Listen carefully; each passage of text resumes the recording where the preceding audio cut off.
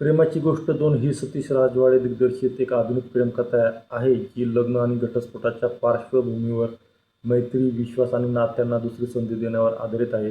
ज्यात ललित प्रभाकर, ऋचा वैद्य आणि रिधिमा पंडित मुख्य भूमिकेत आहेत, ज्या अर्जुनच्या अयशस्वी लग्नानंतरच्या आयुष्यात घडणाऱ्या भावनिक चढउतारांवर लक्ष केंद्रित करतात.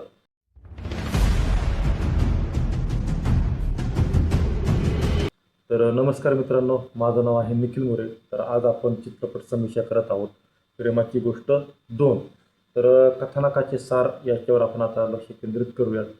जे की मुख्य संकल्पना कशी आहे, तर लग्न स्वर्गात ठरतात या कल्पनेला अर्जुन आव्हान देतो, कारण त्याचे लग्न अयशस्वी ठरलेले असते. तर चित्रपट अर्जुन मेरी आणि प्रिया यांच्यातील नातेसंबंध उलगडवतो, ज्यात मैत्री, प्रेम आणि घटस्फोटानंतरच्या आयुष्यातील नवीन संधी याच्यात समावेश आहे. तर आधुनिक दृष्टिकोन कसा आहे, तर घटस्फोटाच्या प्रक्रियेला अधिक सुलभ बनवणाऱ्या काळात त्या चित्रपटात प्रेम आणि नात्यांची नवी बाजू दाखवण्याचा प्रयत्न केला आहे. बाकी मुख्य पात्र अर्जुन या नात्यामध्ये अडकलेला असतो आणि त्याला पुन्हा एकदा प्रेम आणि विश्वास शोधायचा असतो. थोडक्यात ही कथा एक अशा व्यक्तीची आहे ज्याच्यासाठी लग्न स्वर्गात ठरतात ही कल्पना खरी ठरत नाही, पण त्याला आयुष्यात प्रेमाची दुसरी संधी मिळते, जिथे मैत्री आणि विश्वास यांचा कस लागतो. तर चित्रपटामध्ये स्वप्नील जोशी आणि भाऊ कदम हे तुम्हाला एक स्वर्गातील देव या भूमिकेत तुम्हाला दिसतील. बाकी चित्रपट पाहून आहे ना, तुमचे जे जोडीदार वगैरे असेल तर त्यांचं तुमच्याशी पटत नसेल किंवा नाही का पटत जरी असलं तरी एक प्रेम वाढेल, तर असा हा चित्रपट आहे. तो नक्कीच तुम्ही पहा. चित्रपट खूपच छान आहे. मला तर भयानक आवडला. म्हणजे एक थोडंसं आपला ओ माय गॉड चित्रपट नाही कसं, एक अक्षय कुमारने ते एक देवाची भूमिका वठवलेली आहे, तर तसंच या चित्रपटात स्वप्नील जोशी यांनी तो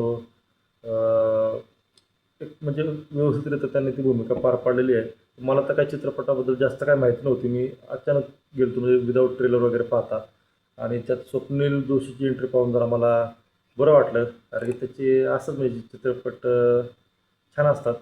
बाकी ललित प्रभाकर जो की म्हणजे ते कलाकार तुम्हाला काही म्हणजे कळत नाही की तो मोठ्याने लय ओरडत असतो. त्याचा मी एक कुठलातरी चित्रपट पाहिला होता याच्या अगोदरही. तर त्या चित्रपटात तो नाही का म्हणजे व्हेगन का काय असं त्या टाईप दाखवलेलं आहे.